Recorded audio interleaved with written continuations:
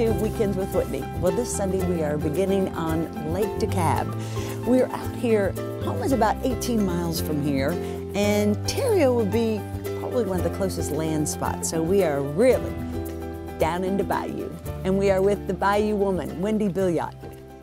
This morning, I'll take you winter trout fishing and show you the last living cypress swamp in South Terrebonne Parish, how coastal erosion threatens its existence, what can be done to save it, and who is helping lead the charge one click at a time. Plus, Dr. Nick takes a new spin on New Year's resolutions, how it could help make 2015 your best year yet. But first, let's hit the water. It's a cold, windy winter day. I'm headed out with Captain Whitney Billiot to try my hand at winter trout fishing. Even on my best fishing days, the big one always gets away. So Whitney already has her work cut out for her. First though, she shares some secrets. It looks like a little minnow. It does. It's got beautiful coloring. It's a top secret bait, and when everybody watches the show, they're gonna know my top secret bait. And the Should we secret tell will them? be out. No. Now, if these people, Top secret bait. if these people, We're going to tightline to start. No cork. We are going straight to the bottom, where hopefully the fish are waiting on Whitney. We're gonna go up and point. Okay. And we'll let that bait sink. When you see the line go slack, you know the bait's on the bottom. But tip down. And if you feel a little bump, bump, bump, you go straight up Straight and reel up? in. Okay. And Okay. that'll be setting the hook. But you want I to go love slow. that she thinks I'll get that far. But you want to go slow because the water's chilly and they're a little bit lethargic. Lethargic? The fish near my hook must be sleeping. Not even getting a nibble yet. And you can use two hands if you Oh, I want, can? like tennis. I'm thinking, yay! Aha, like tennis. Now there's Awesome. something I do know a little about. The tennis visual helped with the cast.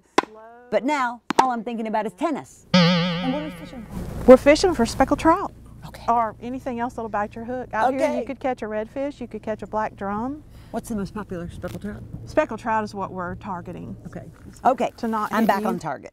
Oh, that wasn't very good. It's hard to fish The into wind is whipping, the temperature dropping, the boat rocking. But I keep casting. And this water's not very salty. Now, this lake right here is not very salty. Fish on. On Wendy's It's a hook, little one. not Whitney's. But it's not a keeper.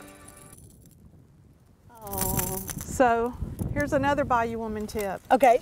When you know it's an undersized fish and you have to throw it back, don't use a towel on him because you'll wipe his scales off.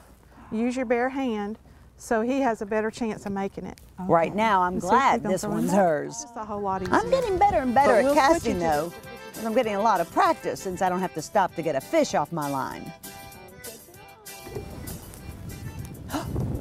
Fish on, mama. See, I told you I'm not good at this. Captain Wendy tells me to put a cork in it. Oops, wrong cork. This is a popping cork. It like mimics the sound of either shrimp popping the surface or a little feeding frenzy. It's got little beads on it to make a rattling noise. Give me a hard time. So the concept is you pop it by pulling either up a little bit or to the side and reel in the slack and let it sit. That's the pattern. I do know a thing or two about corks. I'm sure my luck's about to change now, but an hour later, still nothing. So we moved to a new spot, but it's getting colder and windier. I mean, a lot colder. I'm pretty sure I've jinxed everything because there are at least a dozen other boats all around us. This is normally a hot place to fish. The secret is out. It's getting out more and more that the speckled trout hold up in Lake DeKalb in the winter, and it's easy pickings most of the time. No more fishing for me. Next time, I'm going catching. And you know, they don't call it catching, they call it fishing. And we gave it our best. The trout just weren't cooperating. They just didn't want to jump in our boat. No. Wendy blamed it on the wind factor, but I know it was the Whitney factor.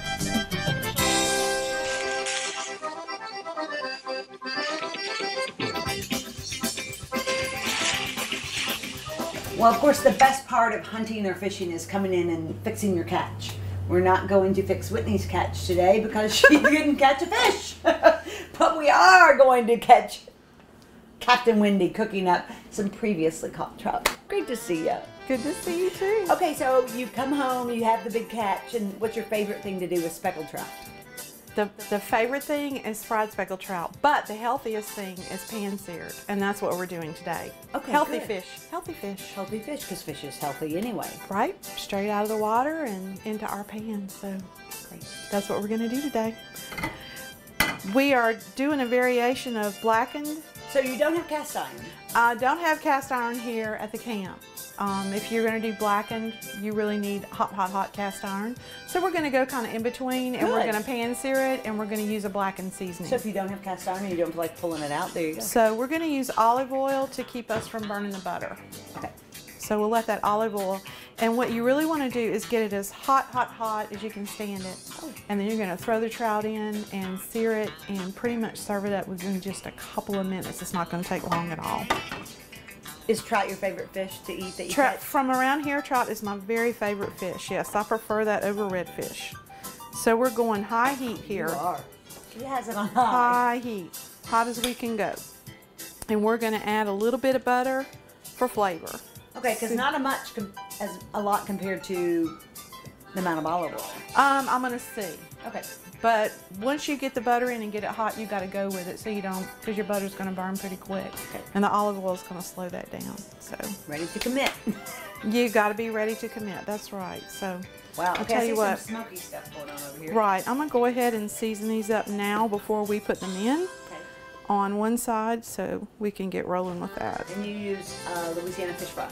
Yep. Blackening. Blackening. That's right. And you could use Just break the anything. stones. You could use any kind of Cajun seasoning that you have. It doesn't really matter. Oh. For pan searing, you can use whatever you want. Okay, so we're smoking. We're smoking. We're cooking with gas. We're smoking with the Bayou Woman over here. We are. And here we go. The butter's melted. And we're going to go, and we're on high. Yep. Going to go down. Down. Why down? Down. Because this is a seasoned side down. Okay. And now we season the second side. Okay. And I have a little bit too much olive oil in there, but that's okay. It'll be all right. I didn't know because the downside was a little fleshier if that was always the way No, you go. it's just the seasoned side down, and then we'll season the second side. Save a step. Save a step, that's right.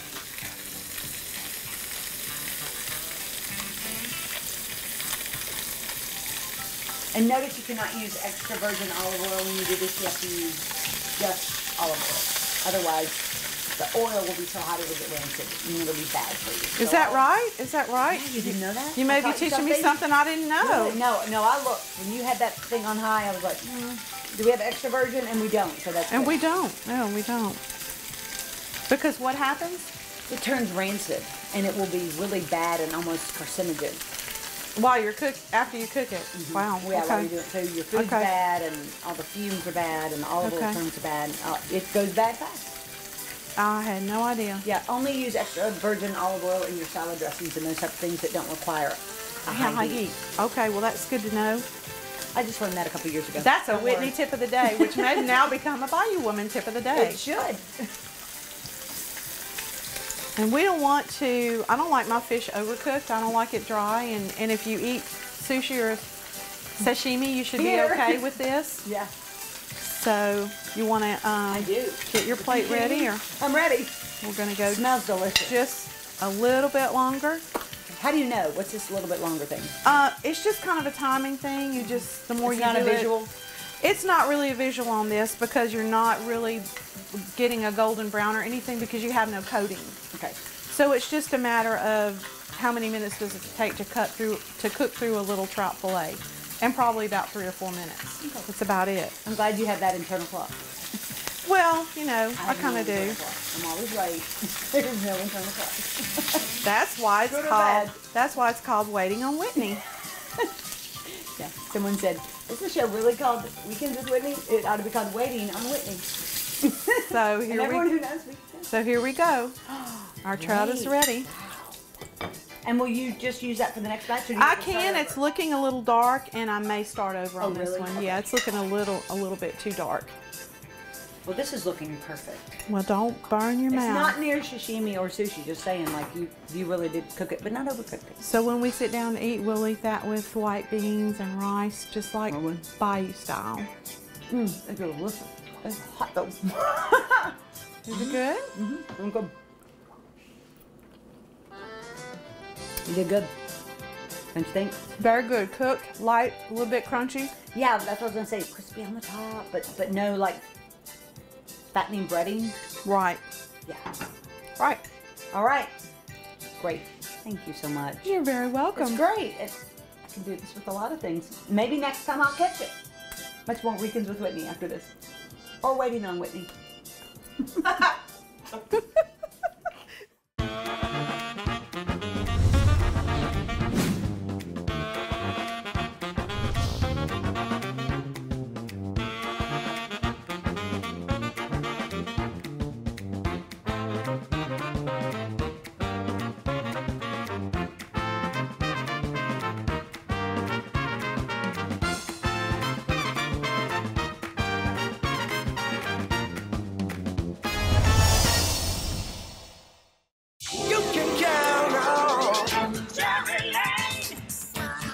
At Jerry Lane, they rolled the red carpet out for me. It's always been Jerry.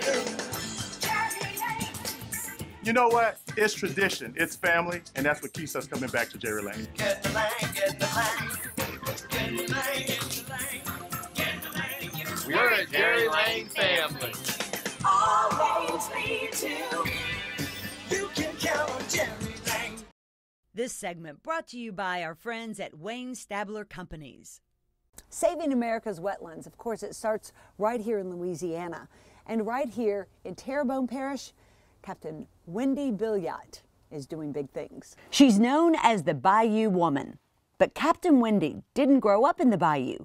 She grew up in North Louisiana. In her 20s, she came down here and never turned back. Went to work in the oil field, and I ended up working on boats and crew boats, and I could see the beauty just between, you know, the land and the Gulf of Mexico, and really I just really fell in love with it. She also fell in love with her husband here, a Houma Indian who was a boat captain. They had 5 children and raised them all on Bayou de Large in Terrebonne Parish. The Bayou is a great place to raise my kids. We were living in Houma, and we chose to come back down the Bayou. Just, you know, I had a daughter and 4 sons, and our sons are out, most of them are outdoorsmen and hunt and fish, and it's wholesome and healthy, and we'll never go hungry here. I mean, really, when the grocery stores are shut down, we'll just go out to the Bayou and find something to eat. But through those years, she saw a troubling shift. Marshes were dying. There are 7 major causes of wetland loss, and in this area, what I see to me that has caused the most significant damage is saltwater intrusion and what we call hydrologic modification, which is just a big fancy term for canals, man-made canals being dug, whether they're for navigation, whether they're for oil and gas, you know, drilling and exploration, but man-made canals, because they change the way the tides flow across a marsh, and it's often very detrimental. And the reason that's so significant to the marsh is because the roots of the marsh grass hold the sediment in place. So when you cut these canals, it allows for ease for the saltwater intrusion to make its way up. One look at this map, and you can easily identify all of the man-made canals by their straight lines. Well, I would say probably 90% of the canals that have been dug were for the oil and gas industry. And when they were finished with those canals, they just left them. They were not required to backfill canals when they weren't productive. So you have canals that go nowhere for absolutely no reason. And in my opinion, they could have been filled back in just immediately after. You know, you go in, you drill, there's nothing there, and you put it back like it was. As a result, this is the last living cypress swamp in all of southern Terrebonne Parish. How much longer do you think it can survive? I hate to even wager a guess. Saltwater intrusion has killed all the others, and with it, an important line of defense in a hurricane. The other cypress trees that are all dead that you might have seen coming down they all back up against the Home and Navigation Canal, and that allows saltwater intrusion. And so I've watched them die over probably a slow death over the past 15 or 20 years. I mean, 20 years ago, they were just alive and beautiful and thick, and you could barely see through them, and now they're just little bitty sticks. And so these have the benefit of being away from that, man-made body of water. They have a lot of water, a lot of marsh, protected marsh around them. And that's another thing that healthy wetlands do in marshes. They not only protect us, they protect a lot of the other wildlife and the trees. So this swamp is a little bit more protected. So, I'm hoping with the restoration projects that are being done that it'll be here forever, as long as we're here at least. Right. Through educating herself, Whitney set out to educate others. So I wrote a little children's picture book called Before the Saltwater Came. And it's about saltwater intrusion, which is one of the major causes of wetland loss. And I chose that topic because it's easy to comprehend. It's easy to understand. And I chose children's picture book because everybody can read that. An older child can read it to a younger child, an adult can read it to a little child. And so I reached everybody that way. So I reached everybody with the message. So sort of wetland education, and then along with that I went around with the book and schools and libraries and got to teach a lot of kids and teachers about our plight, about the wetland loss and what causes it and what can be done about it. That ballooned into an even bigger calling. She set out to show people across the country what was happening to our wetlands. She hit the internet and 7 years ago started her blog, Bayou Woman, Life in the Louisiana Wetlands. I spend so much time out on the water. I was taking plenty of pictures, lots of pictures to use, stories to go with the pictures. Then I just started writing about everything that we did. And so the tagline is Life in Louisiana Wetlands. And not just me and my boys, but people that I come across, just sort of like a living anthropology about the people and the way of life. Thousands follow her blog, but reading it wasn't enough. She wanted people to see it, feel it, experience it. So Wendy launched her own Wetlands Eco Tours. I've taken out newscasters, I've taken out documentary people, film people, travel writers, outdoor writers. So it's fun. I get to meet people from all over, and I've had people take my wetland tours from all over the world. So just another way that, blog, everything just kind of melds together in wetland education and what I do. 6 years ago, she bought this home and transformed it into Camp Delage. She rents it to families, fishermen, hunters, but her passion is getting together women for a true Bayou Woman adventure. Take the boat and the camp and take small groups of women and introduce them to the outdoors. If they're already outdoor women, they can pick and choose. We can go fishing, we can go crabbing, we can learn how to throw the cast net, you can learn how to launch a boat. We can go out and dolphin wash at the edge of the Gulf. We can take a ride out to Raccoon Island in the Gulf. We can do a birding tour, sightseeing tour. It's about taking what has long been a man's world and giving it girl power. It's about women learning to do things they never thought they could do and enjoy those things. And it's just amazing the transformation that you see in some of these ladies. They just, they never really get out of the office much, they never get out of the city much, and I'll bring them out here and they get in touch. It's just amazing. It's like a whole new world for them. And then it's a new world they want to help protect and save. Saving our wetlands is a huge endeavor, but Wendy says she's seen enormous progress in recent years through the state's master plan and coastal communities coming together. Can we get back everything we've lost? No, we can't. Can we stave off the loss? We can do everything we can to do that, and shame on us if we don't. Maggio, the only way to go. Maggio Buick GMC, your satisfaction's our specialty. We really deliver on Falls River here in New Roads. Small talent atmosphere, legendary service for over 60 years. Maggio, the only way to go. The only way to go, that's Maggio. Give the gift of fine dining this holiday season. Wayne Stabler Companies is offering one card for four. Le Creole, The Little Village, Stab's Steak and Seafood. 4 sizzling restaurants, one card. This segment brought to you by our friends at Jerry Lane.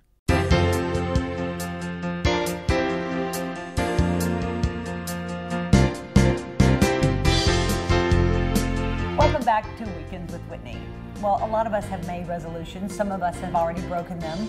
We're going to talk with Dr. Nick this morning about more than that, about really engaging and listening into the new year, not only to help those with us, but to help ourselves. Yeah, it's great approach, Whitney. Great way of bringing it in. Communication. Let's talk about communication today.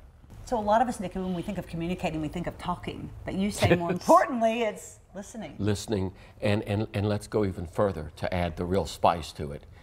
It's understanding that everybody's language could be different, even when you're speaking the English language. Let me give you a quick story. I heard this years ago. Loved it, Whitney. Americans go over to Arabia. Americans working with Arabs, okay? In the Arab culture, you get up right up to the face and talk. In the American culture, we like at least a yard, okay? Yes. So the Americans go over there and felt very offended by the Arabs going into the face, and guess what the Arabs felt? Very offended that the Americans were constantly backing up. Do you hear the clash? And that's why I say that to start by saying communication is most importantly about clarification. What am I saying? What am I not saying? And added to that, it's about the person listening staying in the chair and not thinking about what they're going to say before even listening to what's been said. I'm so guilty of that. So am I. Why do you think I said let's talk about it? I want them to think I'm engaged, I'm with them, that kind of Me Too factor. You know, I get where you're coming from, and then we want to share our story when we really just need to shut up. When we and really listen. Now, I want to make it clear to people, I think there are some people in our lives where we don't have to do that. Once you said to me, Nikki, we get each other. Now, you notice we don't sit around and say, all right, let me tell you now what I just heard. But there are a lot of instances when we need to say it, especially in marriages when there is a heated conversation or when there is a clash of values or when just a bad day. I mean, not even just in marriage, just in a bad day. It's let me get clear, what are you saying before I respond to it? So I just know myself, I've said, and the other beauty about that, when I say to you, oh, Whitney, wait, let me give that back to you. This is what I just heard. You're also able to say, wow, Nikki, I didn't really mean it that way. Let me reword it. I was just heated. We really are helping each other learn how to find that common ground. Right. Instead of the swords up or, well, escalating. Well, let me get in this then. Or you've said this, it's my turn. And then you've got an escalated war. We were your eyes are so wide. You get this. People, I know they get this. Well, you and I were recently talking about some situations with me where some things were terribly miscommunicated, terribly misconstrued, misunderstood, and you're just... Yes. And remember what I said to? I said it's almost like the Shakespearean tragedy. It wasn't intentional. It was just a clash of almost languages. Yes. And we think the English language is common. It's not. We all have different interpretations of a word. Right? Absolutely, we do. Yeah, and with our children especially, I'm certain that regardless of their ages, it's important that we make sure they understand and listen, and then we hear what they're saying. That's right. So many times we and again, we just make sure too that I say clarification because I think it's so important we can hear the emotional charge. And we really want to try to be clear, but we need the emotion, which is why I don't like texting. Because texting doesn't have tone, it doesn't have tonality. That's the struggle with texting, but that's a whole different segment. Well, the tone that it has is whatever tone the person reading it has. Whitney, I never thought of it. That's exactly the problem with it. I don't know how you're getting the text. I know how I'm sending it, but you could be reading it a completely different way. And if I'm in a joyful mood, you may be trying to say something really serious, and I just blow it off as ha ha ha. Or I might be joyfully sarcastic, and you're like, well, that wasn't very nice. Right, and then I'm all offended, and yeah. And the same with Communication emails. is great. I'm fascinated with communication. I think that is an incredible life skill that we need to all learn from early days on. And you know, something that's helped me, and you've helped me get this, is so many times when we get sideways with somebody, I mean, maybe it's just the clerk at the store or the person behind you who's honking the horn. It's not about you. It's great. How many times do we think it's great. about us? It's not about us. So it's their junk. And you're using a language, too, that's great when you talk sideways. I just want to make sure people understand that. Sideways, it basically means it's not about you. It's coming from somewhere else, or it should have gone somewhere else. I really needed to say something at work today, and instead I come home and take it out on my wife. I mean, it's the perfect example. And the wife somehow has to sit back and say, okay, this is not about me. Let me figure out, honey, what are you really saying? What's really going on? Huh? You almost step out of the way. Yeah, yeah. But you almost have to step out, like getting away from the dagger, because it feels like it's a dagger. Right. And it hurts, and that's when we have to not personalize. And don't you think that, I mean, I think that's a great question you just asked, what's really going on? What's really going on? And Whitney, the sword goes down, and that person starts reflecting, it's about me. And then they get back grounded in their body. We'll be right back. Much more Weekends with Whitney right after this.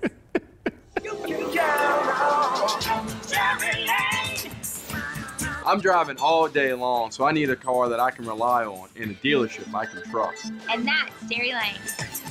It's always been Jerry. Their customer service is outstanding.